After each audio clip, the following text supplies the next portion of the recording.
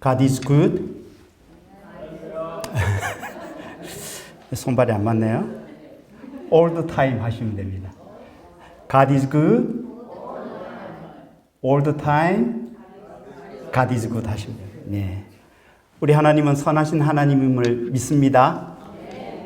그동안도 하나님께서 저와 여러분의 인생 속에 함께 하시고 간섭하시고 격려해 주셔서 여기까지 올 수 있었음을 고백합니다. 하나님이 우리를 사랑하시는 줄 믿습니다. 우리를 얼마나 사랑하시면 저와 여러분을 만나보고 싶어서 예배의 자리로 오늘 부르신 줄 믿습니다. 선하신 하나님이 우리의 아버지 되심을 우리 목소리로 한번 고백할까요? 주님이 우리의 아버지이십니다. 주님이 우리의 왕이십니다. 그런데 여러분 정말 선하신 하나님이 지금도 저와 여러분의 인생 속에 일하고 계심을 믿으십니까? 하나님의 말씀은 살아 역사해서 말씀대로 하나도 빠짐없이 그대로 이루어짐을 정말 믿으십니까? 말은 그렇게 하는데 실제 우리의 삶을 들여다보면 내가 정말 그리스도인일까? 예수를 믿는 사람 맞나? 하는 생각이 들 때가 참 많지요. 한 신학자의 표현을 빌리자면 지렁이가 매니큐어를 생각하는 확률보다 더 작은 확률이 죄인이 하나님을 생각할 수 있는 확률이라고 말했습니다. 손톱, 발톱이 없는 연체 동물이 왜 매니큐어를 생각하겠습니까? 매니큐어 아시죠? 예, 아시면 아신다. 고개를 끄덕여 주시면. 근데 그것보다 더 생각을 하지 않는 것이 죄인이 하나님을 생각하는 것이다. 이렇게 말한 거죠. 죄의 삭은 사망입니다. 죄인인 저와 여러분들이 죽는 것은 마땅한 일입니다. 그런데 그런 우리가 지금 이 예배의 자리에서 우리의 구원자가 하나님이시라고 찬양하고 있어요. 죽어 마땅한 죄인이 이 구원이라고 하는, 이 영생이라고 하는 결과를 만들어낼 수가 없는데 바로 지금 이 구원의 은혜를 누리고 있으니 이것은 하나님의 능력이고 하나님의 지혜임을 믿습니다. 십자가의 도가 멸망하는 사람들에게는 참 미련해 보이는 것이지만 구원을 받은 우리에게는 하나님의 능력이지요. 나에게는 구원을 만들어낼 그 어떤 원인이 없는데 구원이라고 하는 결과를 얻게 되었으니 그게 능력이 아니고 그게 하나님의 지혜가 아니고 무엇으로 설명될 수 있습니까? 원인은 하나님께서 다 만드시고 결과는 우리에게 다 입혀 주신 것입니다. 이 은혜는 오직 예수 그리스도와 그의 십자가 사역 때문이기에 저와 여러분들은 죽어도 예수, 살아도 예수, 내가 아닌 내 안에 살아계신 예수 그리스도의 삶을 살아가야만 하지요. 그런데 우리의 삶은 어떻습니까? 대부분의 사람들이 신앙생활을 다 대충 그렇게 하지 않는가? 그러니 나도 대충 하겠다. 뭐가 뭔지 정확하게 알 수는 없는 그 애매모호한 표정으로 그렇게 신앙생활 해도 되는 것일까요? 믿음이 없이는 하나님을 기쁘시게 하지 못하나니 하나님께 나아가는 자는 반드시 그가 계신 것과 또한 그가 자기를 찾는 자들에게 상 주시는 이심을 믿어야 할지니라. 죄로 인해 하나님의 영광에 이르지 못하는 자가 하나님의 영광으로 부르심을 받았다면 그것으로도 우리의 인생은 벅찬 감격으로 감사로 살아야 하지 않을까요? 그런데 우리는 무엇으로 구원받은 인생이 누리는 상을 확인하고 있습니까? 이 땅에서 잘 되고 사람들의 박수를 받고 크고 화려한 것으로 하나님의 복을 받은 인생이라고 생각하고 있지 않습니까? 그러나 하나님의 평가는 우리의 생각과 다릅니다. 하나님이 상을 주신다는 것은 우리가 이 땅에서 믿음을 잘 발휘해서 내 자존심을 세워주는 어떤 보상, 병 걸리지 않는 보상, 남들에게 부러움을 받는 그런 보상, 이 정도의 상으로 하나님의 영광으로 부르심을 이해하셨다면 여러분, 그것은 기독교를 모독하는 것입니다. 믿지 않는 사람들도 얼마든지 할 수 있는 것을 하면서 하나님이 계시다는 것을 믿는다고 말할 수 있을까요? 요한복음 17장에서는 하나님께서 만물을 다스리는 권세를 아들에게 주셨는데 그 아들, 독생자 예수 그리스도는 그 권세를 어떻게 사용하십니까? 십자가를 지심으로 집행하십니다.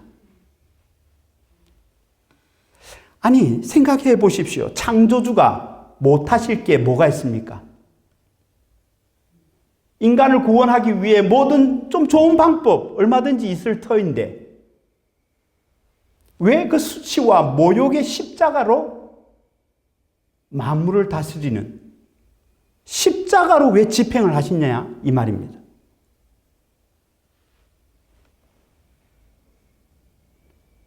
우리가 살고 있는 이 세상은 여전히 악인이 판을 치고 있고 하루가 멀다 하게 AI가 세상을 좌지우지할 것처럼 보이는 그 세상 속에 우리는 살고 있어요. 그에 비해 우리는 너무나 힘이 없는 것 같고 시대에 많이 뒤처지는 것 같이 보입니다.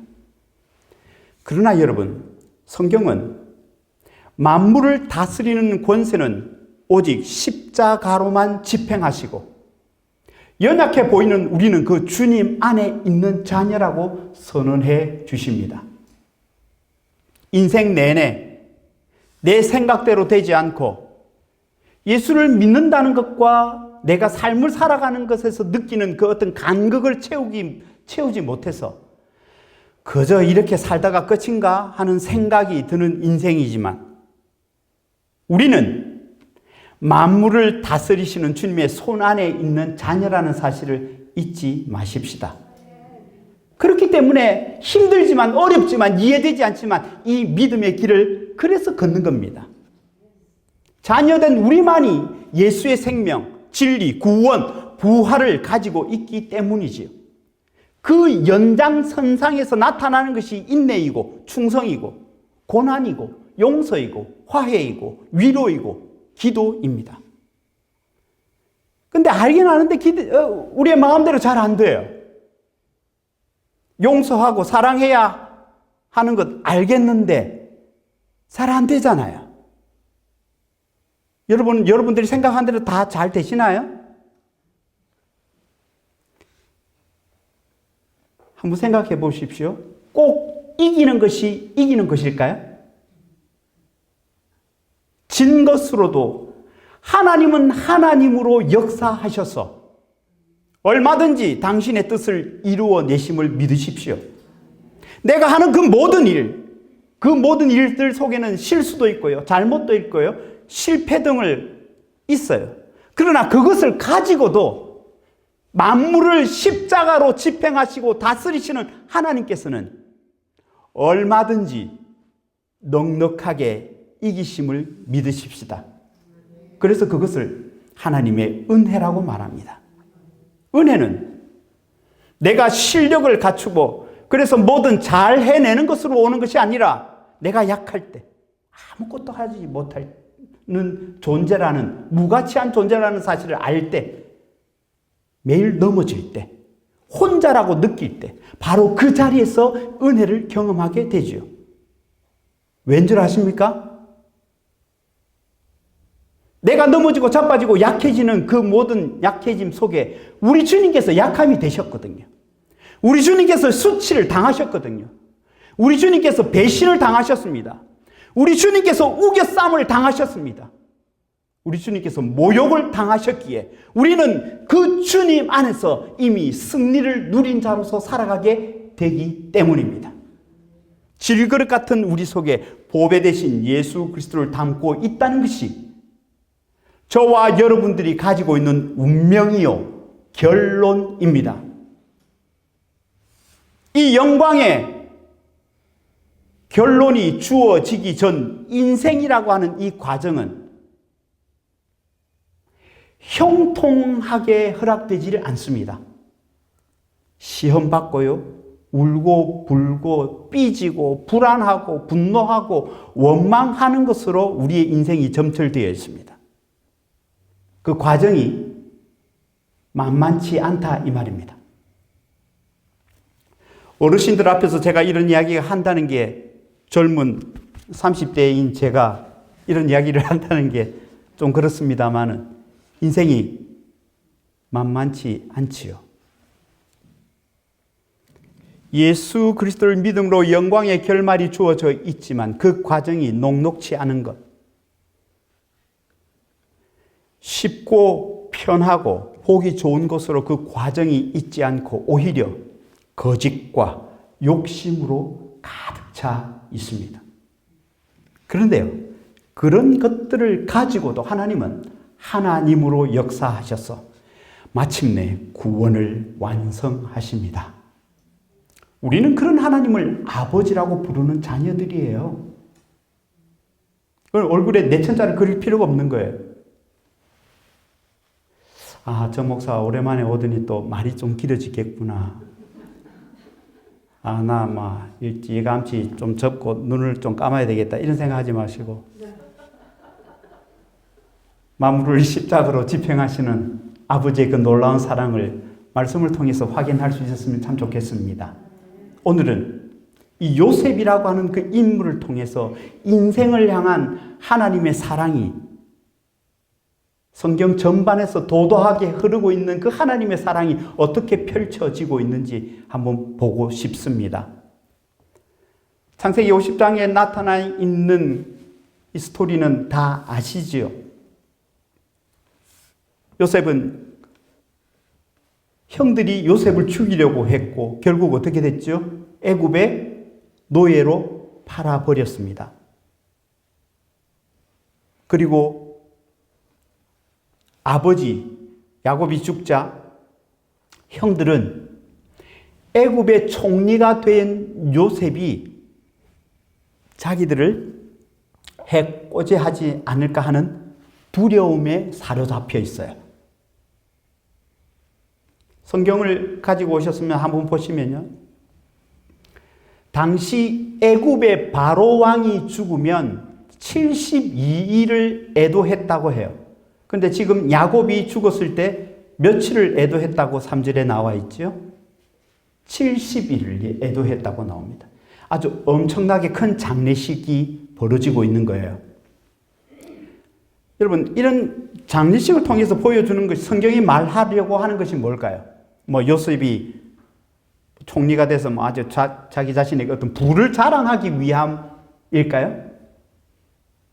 이 장례식이 보여주는 것은 하나님이 약속하신 그 가나안 땅에 들어가게 될 것을 보여주고 있고 성도의 삶이 하나님의 그 약속, 언약을 받은 순례자라는 것을 말씀하고 있습니다. 그러니까 이 장례는 단순한 애도가 아니라 하나님의 백성이 결국 약속한 땅으로 들어가게 될 존재라는 것을 보여줍니다.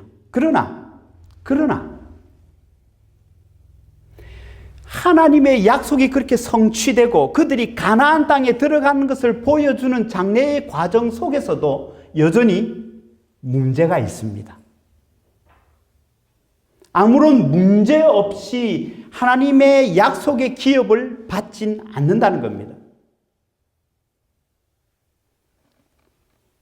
그 문제가 바로 요셉의 형들이죠.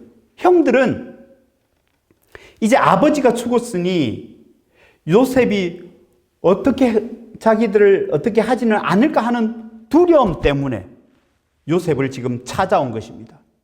그리고는 뭐라고 이야기합니까? 오늘 본문을 보신 대로 아버지가 죽기 전에 한 말이 있다는 겁니다. 16절에 우리가 너에게 악을 행했지만 형들을 용서해라 라고 아버지의 말을 요셉에게 전하지요. 그리고는 형들이 납작 엎드리고 뭐라고 이야기합니까? 우리는 당신의 종들이다 이렇게 말합니다. 이 말을 듣고 요셉이 뭐라고요? 울었더라 라고 기록합니다. 왜 요셉이 울었을까요? 사실 요셉은 이미 45장에 보면요 5절, 7절, 15절 이런 데 보면 이미 형들을 용서했어요. 45장과 50장, 오늘 읽은 50장에는 한 17년 정도의 시간이 흐릅니다. 그동안 요셉은 형들이 애굽에 있어야 할 곳, 먹을 곳, 농사 지을 곳 등등을 그 형들이 살 수 있도록 실질적인 도움을 다 주었어요. 그런데도 형들은 17년이라는 세월이 흘렀음에도 불구하고 언젠가는 자기들을 해코지 하지 않을까 두려워하고 있는 모습을 보면서 요셉은 어쩌면 서글퍼 울었는지 모르겠습니다. 우리가 여기서 하나 알 수 있는 것은 죄라는 것이 얼마나 무서운 건지 알아야 합니다.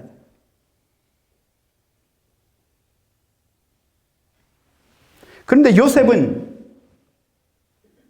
형들이 당신의 종이 되겠다라고 하는 말을 듣고 형들에게 뭐라고 이야기합니까?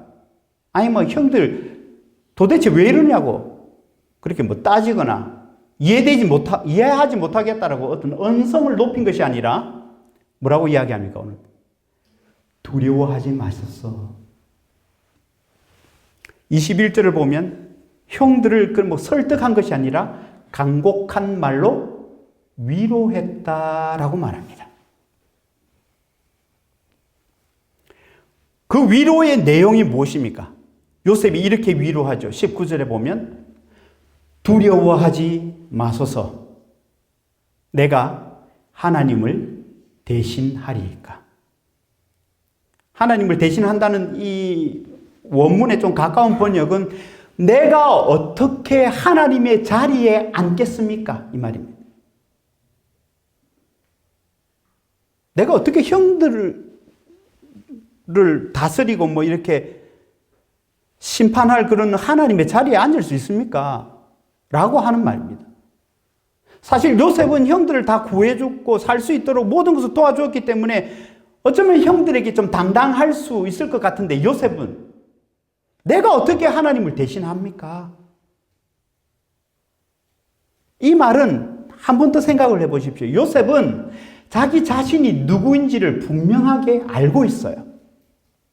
나는 형들을 심판할 자가 아니라 내가 지금 이 자리에 서 있는 것은 하나님의 은혜로 서 있는 것입니다. 아버지와 형들을 살리려고 일하고 계신 분은 하나님이신데 형들은 요셉이 원한을 갚지 않을까 두려워하고 있으니 요셉이 울 수밖에 없었던 겁니다. 우리는 여기에서 참된 위로라고 하는 것은 어떻게 주어지는지 볼 수 있습니다. 형들이 지금 가장 두려워하고 있는 것을 해소할 수 있는 방법은 요셉이 아니라 누구라고요? 하나님. 대개의 경우 위로를 어떻게 합니까? 에휴 형들 괜찮습니다. 지나간 일들 그거 가지고 그렇게 두려워합니까? 알겠습니다. 내가 얼마나 못나게 굴었으면 형들이 그렇게까지 하겠냐고. 보통에 이렇게 위로하는 방법이지요. 그러나 참된 위로는 사람이 아니라 하나님이시라고 말하고 있습니다. 하이델베르크 요리문답 제1문을 보시면 이 요리문답이라고 하는 것은 성경을 떼어놓고 뭐 다른 어떤 좋은 말을 설명하는 것이 아니라 성경의 내용을 뼈대만 추려서 이야기한 걸 요리문답이라고 하죠. 우리 개혁교회가 따르고 있는 하이델베르크 요리문답의 1문이 이렇습니다. 살아서나 죽어서나 당신의 유일한 위로는 무엇입니까? 한번 다 같이 읽어볼까요? 답을 시작.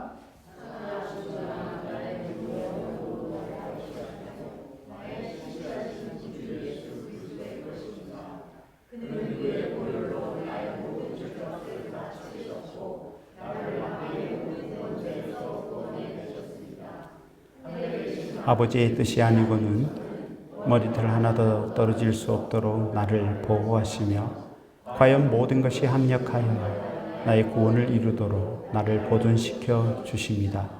그러므로 그는 성령으로 말미암아 나로 하여금 영생을 확신하게 하시며 더 그를 위하여 살기를 진정으로 바라도록 만드시고 또한 그렇게 살 준비를 갖추도록 하십니다. 참된 위로는 이렇게 주어지는 겁니다. 그리고 이어서 이문도 한번 볼까요? 참된 위로 가운데 복된 인생으로 살고 죽기 위해 알아야 할 게 뭐냐라고 이야기합니다. 첫째, 이 세 가지를 알아야 되는데 첫째가 뭐라고요? 그 위로를 알기 위해서 첫째는 나의 죄의 비참함이 얼마나 큰가? 둘째로는 나의 모든 죄와 비참함에서 어떻게 구원을 받았는가? 셋째는 그 구원에 대해서 내가 얼마나 하나님께 감사해야 되나. 우리는 그 죄의 비참함을 알고 구원받았다는 것을 알면서 셋째는 보통 이렇게 이야기합니다. 그 구원에 대해서 내가 얼마나 열심히 살아야 하는가로 생각하지만 아니요. 그 하나님께 얼마나 감사해야 하는가. 만약 저와 여러분들이 이 요셉의 상황 속에 요셉이 가졌던 이런 환경을 만나신다면 어떻게 반응할 것 같습니까? 안 좋은 일은 꼭 한꺼번에 이렇게 꼭 겹치는 듯 하죠. 만사가 지독하게 꼬이고 심각한 병에 걸려 회복될 기미도 보이지 않고 가정에서 부모님에게 어떤 심각한 일이 실제로 일어나기도 하고 땅이 꺼지고 산이 바다 가운데 빠지는 그런 상황들을 또 경험할 수 있고 도무지 이해되지 않는 일로 인해 잠을 이루지 못하기도 하고 자꾸 남과의 비교에서 오는 자괴감에 빠진 사람들도 있습니다. 이런 문제, 이런 상황에 처하게 되면 우리는 어떻습니까? 그 문제, 그 상황을 자꾸 바라보고 묵상합니다. 그런데요, 우리가 가장 심각하게 여기는 이런 문제, 속상함, 절망, 분노, 미움이 일어날 때 어떻게 말해야 된다라고 요셉이 답을 주고 있습니까? 그런 것들이 하나님을 대신할 수 없다입니다. 그런 것들에 여러분 돈을 한번 넣어 보십시오. 돈이 하나님을 대신할 수 없다. 명예를 한번 넣어 보십시오. 명예가 하나님을 대신할 수 없다. 건강을 한번 넣어 보십시오. 자존심을 한번 넣어 보십시오. 아니면 내가 그토록 아끼는 것을 한번 넣어 보십시오. 이것 없으면 안 된다라고 하는 것. 여러분, 그런 것들이 하나님을 대신할 수 없어요. 아무리 좋다고 해도 반대로 무너질 것 같은 일로 낙심이 될 때에도 그런 것들이 우리를 어떻게 하는 것이 아니라 나의 아버지, 나의 구원자, 나의 하나님만이 나의 인생을 만드십니다. 이것이 우리의 참된 위로이지요. 아버지의 뜻이 아니면 머리털 하나도 땅에 떨어지지 않도록 나를 보호하시며 모든 것이 합력하여 구원을 이루시는 선하신 하나님이 우리의 진정한 위로자이십니다. 그러니 여러분, 우리의 눈을, 우리의 손과 발을, 우리의 마음을 그런 실망에게, 분노에게, 속상함에게 내어주지 마십시다. 그런 것들은요, 주 안에 있는 우리를 어찌하지 못합니다. 그런 것들이요, 하나님을 대신하지 못합니다. 그래서 요셉은 이렇게 말한 겁니다. 20절에 당신들이 나를 해하려고 하지만 하나님은 그것을 선으로 바꾸셨다. God is good. 그러면 하나님이 이루시는 선은 어떻게 이루어집니까? 먼저 요셉은 일어난 일을 회피하거나 확대 해석하지 않아요. 형들이 나를 해하려고 했다라고 사실 그대로 직시하고 있습니다. 위로는요, 사실을 회피하지 않고 사실관계를 명확하게 하는 것에서 출발합니다. 신자가 꼭 알아야 하는 사실이 무엇입니까? 저와 여러분들이 꼭 알아야 하는 사실이 아까 하이델베르크 요리문답 2문에도 나오죠. 뭐요? 내가 얼마나 죄의 비참함에 빠져 있는 자라는 사실을 알아야 합니다. 그런데요, 우리는 이 죄에 대해서 직시하거나 하지 않고 회피하려고 하죠. 이걸 어떻게 알 수 있느냐 하면은 설교 때 보면요, 여러분들은 어찌할 수 없는 죄인입니다. 하나님의 자리에 앉으려고 하는 교만한 자입니다. 이런 말 하지 말라고 합니다. 목사님, 나 자존감이 너무 낮아가지고 내가 자꾸 죄인이라고 한 말 들으면 난 너무 막 얼굴이 화끈거리고 막 힘이 빠집니다. 불편합니다. 죄인이라고 하는 말 하지 말고 얼마든지 좋은 말 많이 있지 않습니까? 막 좋은 말로 좀 위로 좀 해주세요. 여러분, 이런 불평은 우리뿐만 아니라 성경에도 가득하죠. 심지어 예수님이 말씀을 선포할 때도 사람의 반응은 어땠습니까? 요한복음에 빛이 비추이니 어두움이 견디지 못했다. 사람들은 예수님이 십자가에 죽으신 것을 이해하지 못합니다. 다른 방법이 있을 텐데 왜 그렇게 수치스러운 십자가를 지십니까? 왜 지십니까? 우리가 죄인이기 때문에 지신 거예요. 죄의 삭은 사망이거든요. 우리가 누구인지를 바르게 알지 못하면 참된 위로를 얻을 수 없습니다. 내가 죄로 인해 죽었던 죄인이라는 사실을 아는 자가 은혜로 구원을 얻는 것과 내가 누구인지를 모르면서 구원을 얻는 것과는 같을 수가 없습니다. 감기가 나은 것과 암이 나은 것은 그 감격 자체가 다르지요. 내가 추악한 정말 어찌할 수 없는 죄인이라는 것을 대면하지 않고서는 결단코 하나님의 위로를 누릴 수 없어요.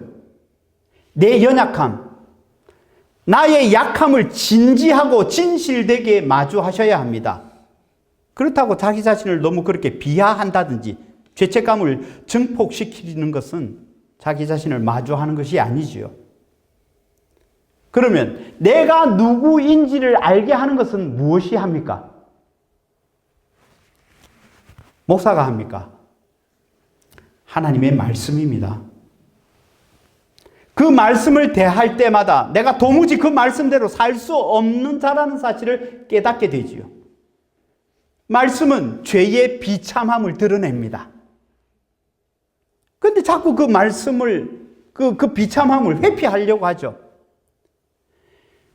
왜 회피하려고 할까요? 그런 마음 저변에 깔려 있는 것이 뭡니까? 내가 주인입니다. 내가 주인. 그걸 다른 말로 교만이라 말합니다. 교만이라고 하는 그 토양으로부터 모든 다른 죄가 다 자라납니다. 한 사람도 예외 없이 원수 중에 원수이고 질병 중에 질병으로 모든 사람을 감염시키고 파괴시키는 것이 이 교만입니다. 교만은 충격적이게도 자기 자신을 의로운 사람으로 여깁니다. 동시에 자신의 죄는 좀 이렇게 대충 희석시켜버리고 다른 사람의 죄는 아주 지나칠 정도로 관심을 보입니다. 교만은 우리의 주인 되시는 하나님을 향해 반항을 하고 선동을 하지요. 교만은 우리가 항상 남보다 잘 되기를 원하기 때문에 그 욕구가 충족되지 않으면 끊임없이 원망하고 시기, 질투하고 그렇게 부패해집니다. 또한 오래 참고 기다리는 것을 잘 못합니다. 자신의 생각이 옳다고 굳게 믿고 있기 때문에 타인이 제시하는 다른 의견은 불편하고 화가 납니다. 거기서 그치지 않습니다. 교만은 우리가 매우 신실한 신앙인이라고 착각하게 만들지만 실제로는 하나님을 예배하는 것이 아니라 자기 자신을 예배하고 있는 겁니다. 에덴 동산에서 인류의 타락이 시작된 것도, 그리고 그 이후 모든 타락의 원인이 된 것도 바로 이 교만 때문입니다. 하나님의 자리에 내가 앉으려고 했던 것. 교만은 결국 그렇게 모든 것을 파괴합니다. 교만의 길을 따라가다가 도착하는 것은 언제나 하나님이 없는 영적 죽음의 자리입니다. 지금 형들의 모습이 하나님 없는 영적 죽음의 자리이지요. 하나님 앞에 집중하지 못하고 자신의 죄로 인해 어떻게 되지 않을까 하는 두려움에 집중합니다. 더 무서운 것은 집중해야 할 것에 집중하지 못하고 두려움과 절망, 분노, 염려에 내 마음을 다 빼앗기게 되면 진정 누려야 할 복은 누릴 수 없습니다. 다른 말로 참다운 사랑을 할 수 없게 된다고요. 그 누구와도 참된 교제를 나눌 수가 없어요. 지옥이 왜 지옥입니까? 지옥하면 막 불로 인해 가지고 육체적 고통이 끊임없이 이어지는 것을 떠올리지만 지옥이 되는 이유는 그곳에 사랑이 없기 때문입니다. 아무도 사랑할 수 없고 아무도 사랑하지 않는 미움만이 가득한 그곳, 그래서 지옥이에요. 부부 관계가 좋지 않아도 밤에 잠이 안 오는데 모든 사람과의 관계도 그렇다면, 사람과의 그 관계가 사랑이 없다면 그것은 지옥 불길이 활활 타오르는 것 아닐까요? 여러분, 사람과의 관계가 그렇게 어그러져도 지옥인데, 하나님과의 관계가, 하나님의 그 신실하심과 선하심의 약속을 잃어버리게 되니 우리의 삶의 현장은 지옥이 되는 겁니다. 우리는 하나님을 즐거워하며 예배하는 자리에서 멀어져 자기 중심으로 생각하고 판단하고 행동합니다. 그래서 하나님의 진노조차 인식하지 못한 채 스스로 속이며 살아가는 비참함을 보이지요. 하나님의 선하심, 모든 것이 합력하여 선을 이룬다라고 고백은 하지만 그 선하신 하나님을 생각하지 않습니다. 진리라고 하는 것, 대속의 구주를 생각하면, 그 복음을 생각하면 내 심장이 뛰어야 되는데 진리를 들어도, 복음을 들어도 기뻐하지 않습니다. 그저 자기가 주인이 되어 자기 연민에 빠져 있다 보니 찬양이 아니라 원망이 나오고, 기도가 아니라 한숨만 쉬고, 하나님을 찾는 것이 아니라 어디 기가 막힌 방법과 자기 자신을 위로해 줄 사람을 찾아다니죠. 선하신 하나님에 대한 단어만 있을 뿐, 그저 종교적 행위만 있을 뿐, 선하신 하나님을 바라보고 의지하고 기도하지 않습니다. 이것이 바로 죄의 비참함입니다. 여러분, 이런 죄의 비참함에서 빠져나올 수 있는 유일한 길은 무엇입니까? 하나님으로부터 오는 은혜뿐입니다. 야고보서 4장 6절, 그러나 더 큰 은혜를 주시나니 그러므로 일렀을 때 하나님이 교만한 자를 물리치시고 겸손한 자에게 은혜를 주신다. 오직 그분의 은혜만이 우리를 겸손하게 만듭니다. 은혜만이 나 자신의 교만을 슬퍼하고 비참하게 여기게 되고, 하나님의 도움 없이는 나 단 한순간도 살 수 없다라고 절규하게 만듭니다. 그래서 우리가 누구인지를 볼 수 있도록 거울을 준비하셨습니다. 그 거울이 율법입니다. 율법 속에서는 하나님의 성품이 담겨 있고 우리는 그 율법을 통해 우리 자신이 얼마나 악하고 어찌할 수 없는 죄인이라는 것을 깨닫게 하십니다. 얼마나 그 하나님의 은혜로부터 떨어져 있는지를 깨닫게 하시죠. 그리고 더 놀라운 사실은요, 그 말씀이 육신이 되어 우리 가운데 거하신다는 사실입니다. 그래서 인생이 곤고하고 낭망의 자리에 있을 때 말씀을 가까이 하게 되고요, 하나님을 찾게 되는 것입니다. 그래서 요셉도 형들에게 자기 자신이 아니라 그 하나님께 집중하길 원하고 있습니다. 요셉이 만났고 요셉의 삶 속에서 경험한 너무나도 놀랍고 선하신 그 하나님에게로 지금 형들을 인도하고 있는 거죠.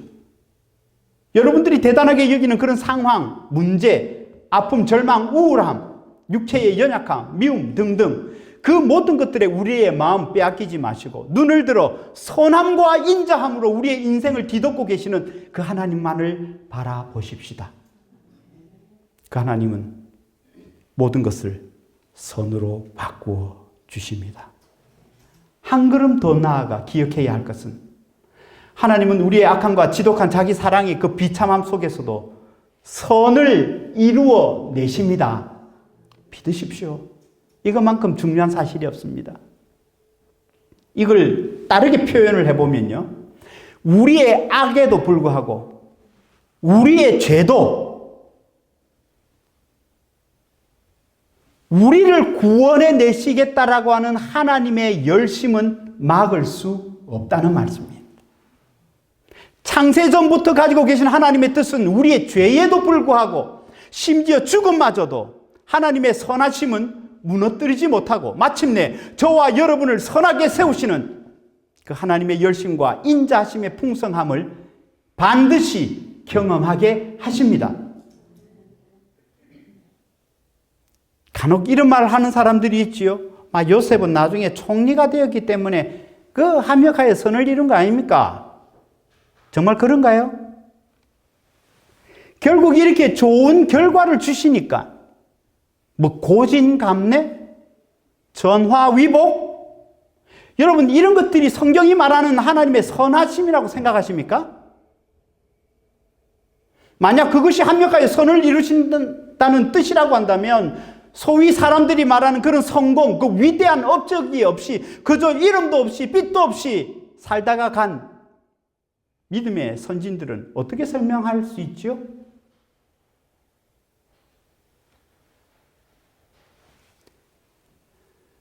에콰도르 선교사 짐 엘리엇 이야기 아시지요? 고통은 헛되지 않아요, 영광스러운 믿음, 이런 책들을 통해서 알 수 있는데요. 1956년 아우카 부족에게 당시 29세의 나이에 죽임을 당해 순교합니다. 짐 엘리엇. 결혼한 지 그때가 27개월, 10개월 된 딸이 있고 당시 미국 언론에서도 크게 화제가 된 사건입니다. 그의 아내 엘리자벳 엘리엇. 남편의 죽음에도 불구하고 1년 뒤에 다시 그 부족을 찾아가 복음을 전합니다. 그 이후로 16년 뒤 미국으로 돌아와 재혼하는데요. 안타깝게도 3년 만에 그 재혼한 남편도 암으로 세상을 떠납니다. 이 외에도 노년에 이 엘리자벳은 자기 자신이 치매에 걸리는 등 숱한 어려움을 겪죠. 여러분들은 이 지금 엘리자벳의 인생을 어떻게 이해할 수 있습니까? 그녀가 이렇게 고백합니다. 제 삶을 돌아보면서 하나님이 선하시고 은혜로우시며 자비로우신 분이라는 것을 당연하게 추론할 수는 없습니다. 왜냐하면 한 남편은 살해를 당하고 다른 남편은 암으로 죽는 것을 내가 직접 경험했습니다. 이것이 선하신 하나님의 증거라고 받아들이기는 힘듭니다. 사실 말하자면 정반대이죠. 그러나 그리스도인에게는 보이는 것이 판단의 기준이 될 수 없습니다. 하나님 사랑에 대한 나의 신뢰는 나의 경험한 것부터 나오는 추론이나 감정이나 본능에 의한 것이 아닙니다. 이것은 믿음에 의한 것입니다. 약속에 신실하신 그 하나님을 믿는 것입니다. 그 사랑 안에 역사하시는 하나님의 주권을 이해하는 것은 세상을 이기는 믿음의 마지막이자 가장 위대한 승리입니다. 모든 일에 주님의 선하심을 이루고 계신다는 것을 믿는 것이 하나님의 주권에 대한 믿음입니다. 단지 우리가 생각하는 대로 좋은 결과가 나와야 하나님의 주권을 인정하는 것이 아니라 내 생각과 정반대의 결과가 나와도 말이 안 되는 상황 속에서도 하나님은 선하심을 이루고 있음을 믿으십시다. 이 하나님의 주권을 믿었던 엘리사벳은 두 남편을 잃고도 이렇게 찬양했던 것 아닙니까? 하나님이 내 인생의 주인이시며 항상 함께 하신다는 하나님의 다스림이야말로 가장 위대한 승리이고 가장 놀라운 위로라고 말입니다. 사랑하는 온전한 교회 성도 여러분, 저와 여러분들의 인생 속에 지금도 도도하게 펼쳐지고 있는 하나님의 이 열심을 보실 수 있으십니까? 아무리 답답하고 이해되지 않는 절망의 상황을 경험한다 해도 저와 여러분을 향해 진심이신 하나님 의심하지 마십시다. 내가 아니라 하나님이 우리를 아신다고 말씀하십니다. 그렇게 말씀하셨으면 반드시 이루십니다. 그것이 지금 우리 인생 속에 일어나고 있는 진실입니다. 이 진실이 우리에게 위로가 되지요. 한 걸음 더 나아가 선하신 하나님의 인생을 향한 그 사랑이 어떻게 결실을 맺는지 볼까요? 형들은 해하려고 하지만 하나님은 많은 백성의 생명을 구원하신다라고 오늘 본문 20절에 말합니다. 요셉을 팔아버리고 해치려고 했던 형들의 죄악들을 통해 뭘 한다고요? 하나님은 생명을 구원하고 있습니다. 야, 이 얼마나 놀라운 말씀입니까? 나를 해하고 있는데, 물론 그 일을 당하는 당시에는 하나님의 그 일하심을 제대로 알지를 못했죠. 요셉이 하나님이 내가 지금 감옥에 있지만 이 일을 통해 가지고 결국 많은 생명을 구원해 줄 것이라고, 나중에 내가 총리가 되게 할 줄 믿습니다. 요셉이 이렇게 기도하지 않았어요. 시편 105편에 보면 당시 요셉의 심정을 이렇게 말하죠. 그의 발은 착고를 차고 그의 몸은 쇠사슬에 매였다고. 한마디로 혼비백산한 상황, 말할 수 없는 고통 중에 하나님 어떻게 나에게 이럴 수 있습니까? 말하고 있는 거예요. 요셉의 삶은 여러분 자기 형들에게 늘 버림받고 웅덩이에 빠지는 그런 인생 아닙니까? 보디발에게 버림받고 감옥에 빠지는 상황. 간략하게 요셉이 겪은 어려움을 제가 말씀을 드렸습니다만 그 일을 당하고 있는 요셉에게는 이루 말할 수 없는 고통입니다. 요셉의 고통 가운데 중요한 상징물이 하나 있는데 그의 옷이지요. 창세기 37장쯤에 보면 아버지 야곱이 준 채색 옷이 나오는데 그 옷이 나중에 찢기고 짐승의 피로 물들게 됩니다. 형들이 동생이 죽었다는 것을 아버지 앞에 보이기 위한 거짓 증거물로 사용이 되지요. 나중에 39장에 가면 보디발의 아내의 유혹을 뿌리치면서 요셉의 옷이 어떻게 되죠? 벗겨지잖아요. 아시죠? 예. 그래서 이 옷은 요셉이 보디발의 아내가 자기를 강간하려고 했다는 그런 거짓 증거로 사용이 됩니다. 예수님은 십자가상에서 벌거벗김을 당합니다. 자신의 모든 것이 노출될 때 우리 주님 어떤 심정이었을까요? 지금 요셉의 상황은 아버지와 멀리 떨어지고 형들은 자기를 버리고 그는 지금 웅덩이에 빠져서 죽는가 했는데 다시 그 이스마엘 사람들에게 인신매매 당하고 가나안 북쪽 그 도단에서 애굽까지 한 400에서 500km 되죠. 그 머나먼 길을 가면서 그 어린 요셉이 얼마나 두렵고 힘들었을까요? 그렇게 의지했던 아버지와는 점점 멀어지고 있는 거예요. 그가 애굽에서 모든 것이 벗겨지는 그 기가 막힌 웅덩이에 빠진 상황이 마치 십자가에 달려서 주님께서 외쳤던 심정 아닐까요? 엘리 엘리 라마 사박다니. 나의 하나님 어찌하여 나를 버리십니까? 세상으로부터 그 모든 것이 끊어지는 그 순간, 아무도 나를 도울 수 없다라고 여기지는 그 순간, 가장 밑바닥에 떨어졌을 때 하나님은 우리를 만나 주십니다.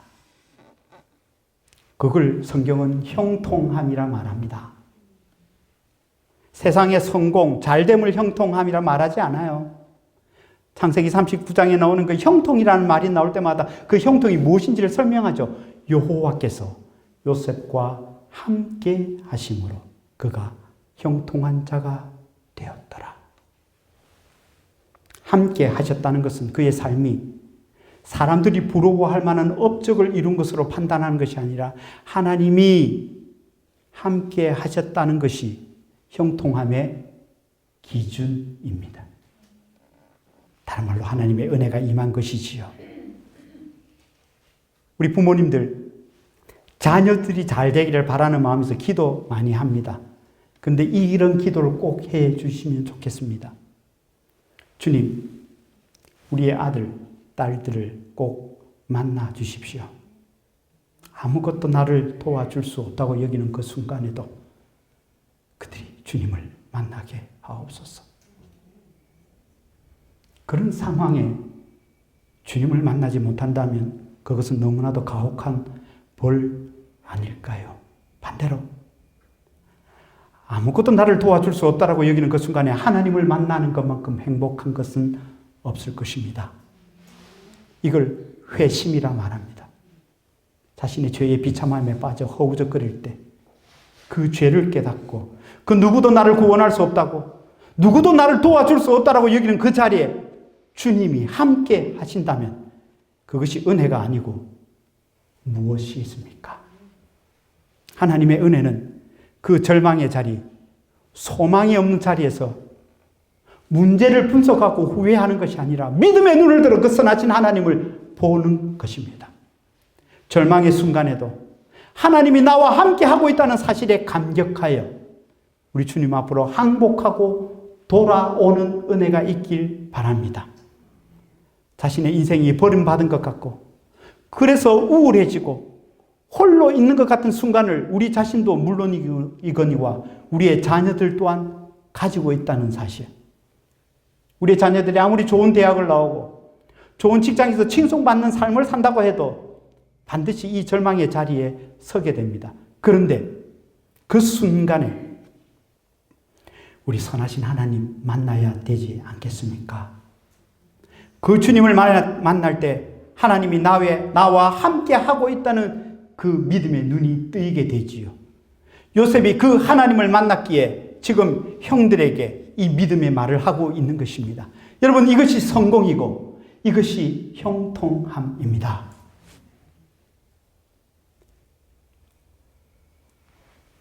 이런 성공을 경험한 사람은 또 다른 고난을 만날 때 하나님의 임재를 드러냅니다.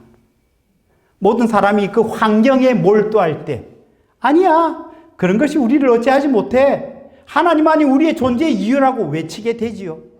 아브라함, 야곱, 요셉, 그들도 몰랐던 것처럼, 당시에는 몰랐던 것처럼 나도 모르게 우리의 삶의 모든 순간이 하나님의 주권 안에 주어진 복된 시간임을 여러분 한시도 잊지 마십시다.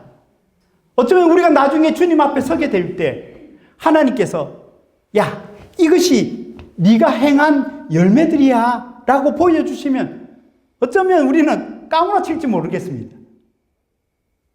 하나님, 제가 언제 그런 일을 했나요? 없애버리고 지워버렸으면 하는 그런 일들, 자기 연민에 빠져 허우적거리던 그때에도 죄로 인해 그 비참함에서 헤어나지 못하는 그 모든 일들이 선을 이루고 있는 일이며 나아가 생명을 구원하시는 하나님의 주권 속에 일어나고 있는 일이라고 하나님이 선언해 주시니 말입니다. 나도 모르게 내가 인식하지도 못하는 그 상황 속에서 마음을 썼던 일, 그저 스쳐 지나가듯 했던 말들, 무심코 내어뱉은 말과 행동들을 통해 하나님을 알아가는 일들이 일어나기도 하고, 나아가 생명을 얻게 하는 일들이라고 성경은 말씀하고 있습니다. 생각지도 못한 일들 속에 하나님의 나라와 은혜가 임한 것이지요. 찢고 뻗는 부부 관계 속에서도, 차라리 없었으면 하는 그 모든 일들 속에서도 내가 성장하게 되었다는 것을 나중에야 알게 되면서 하나님의 그 오묘한 진리를 찬양하게 됩니다. 이 못난 자를 통해서도 하나님의 은혜가 흐른다는 사실에 감격할 수밖에 없습니다. 요셉 자신이 알지 못했지만 하나님은 당신의 목적을 이루십니다. 그리고 그 은혜는 나에게서 끝나지 않고 세상을 향해 계속 흘러가게 하십니다. 그런 면에서 저와 여러분들은요, 아무런 목적 없이 사는 자가 아니에요. 아무런 일을 하는 자가 아니라 아무 말이나 하는 자가 아닙니다. 인생 속에서 아무리 힘든 일을 경험한다 하더라도 왜 나에게 이런 일이 일어나냐고 불평하더라도 그 모든 일들 속에 하나님은 분명한 목적 가지고 일을 하시며, 그 지옥 같은 상황 속에서도 하나님은 함께 하셔서 하나님의 목적을 이루어내십니다. 그런데요, 그 생명의 구원이 일어나는 현장은 다름 아닌 광야입니다. 척박한 광야라는 것이 때로는 우리에게 두려움을 주고 불안하게 만들고 언제까지 해야 하나 막막함도 있습니다. 그 속에서도 하나님은 만나를 때로 주시기도 하고 반석에서 물을 내주십니다. 그러나 우리는 하나님을 자꾸 잊어버립니다. 그리고 왜 함께 하지 않느냐라고 원망하고, 나에게 선한 것을 주시는 하나님과 함께 하면서도 여전히 우리는 내 입에는 그 애굽의 음식이 맞다라고, 부추, 파, 마늘 내놓으라고. 왜 우리가 광야의 시험에 빠집니까? 돌아갈 수 없는 그 애굽을 왜 그렇게 그리워합니까?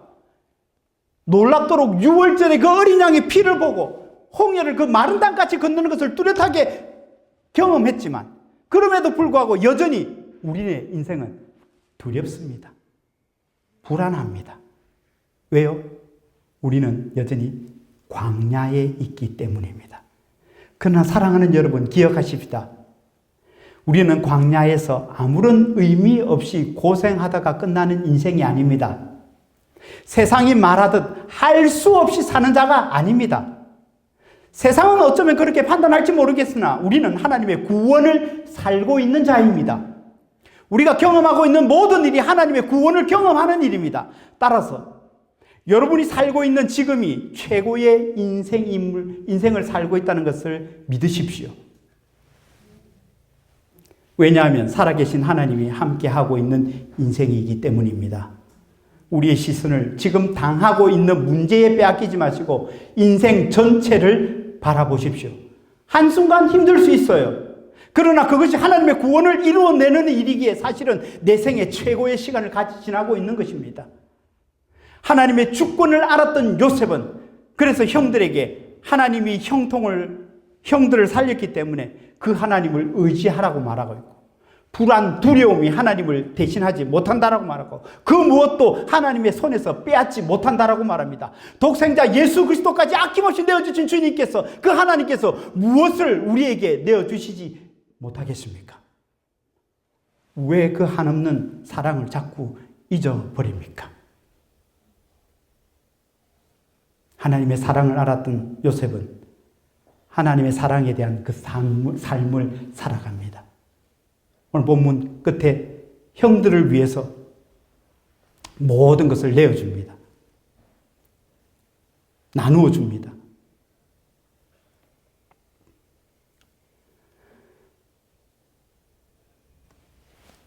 주님의 사랑을 감당하지 못할 그 사랑을 받은 우리는 내 마음대로 살겠다는 그런 어떤 자유로 갈 수 없습니다. 하나님을 오해한 것입니다. 우리 주님이 십자가에 담당하신 것은 우리의 모든 것입니다. 다시 말합니다. 슬픔, 좌절, 실망, 불안, 미움, 한숨, 시기, 질투, 이것들은 이미 십자가에 못 박았습니다. 우리의 눈물을 주님의 눈물에 다 담으셨습니다. 그러니 우리는 이제 주 안에서 기뻐하시면 됩니다. 서로 격려하시면 됩니다.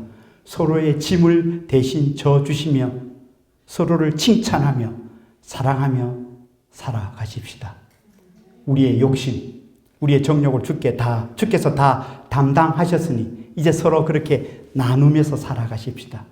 우리의 절망을 이미 지셨으니 그 소망을 찬양하며 살아가십시다. 주께서 내 눈물 이미 다 닦아주셨으니 이제 다른 이의 눈물을 닦아주며 사십시다. 주께서 우리의 교만을 지고 죽으셨으니 이제 마음을 낮추고 겸손하게 사십시다. 눈물을 내가 흘렸으니 너는 웃으며 살아라. 악함을 내가 졌으니 너는 선함을 행해라. 너의 미움을 내가 가져갔으니 너는 사랑하며 살아라. 그러니 미움, 절망, 좌절, 우울, 자존심에 함몰되어 십자가의 사랑, 그 구원의 은혜를 놓치는 일이 없도록 해라. 이것이 우리 주님께서 우리에게 주시는 말씀입니다. 사랑하는 온전한 교회 성도 여러분, 여전히 해결되지 않는 답답함이 있지요. 불안함 없으세요? 그러나 그 답답함으로 흘렸던 눈물을 아시는 분이 갈보리 십자가를 지셨던 우리 주님이십니다. 주님은 그 눈물을 당신의 가슴에 담으셨습니다. 우리에게 그저 참된 기쁨을 주시기 위해서 말입니다. 우리 인생을 지옥 속으로 밀어넣지 마시고요. 기쁨을 주시기 위해 죽으신 주 예수 그리스도 안에서 기뻐하는 교회가 되십시다. 그 이해할 수 없는 사랑을 알고 그 복음을 찬양하는 인생이 되십시다. 그 사랑을 베풀고 풍성하게 경험하시는 복된 교회가 되기를 간절히 소망합니다.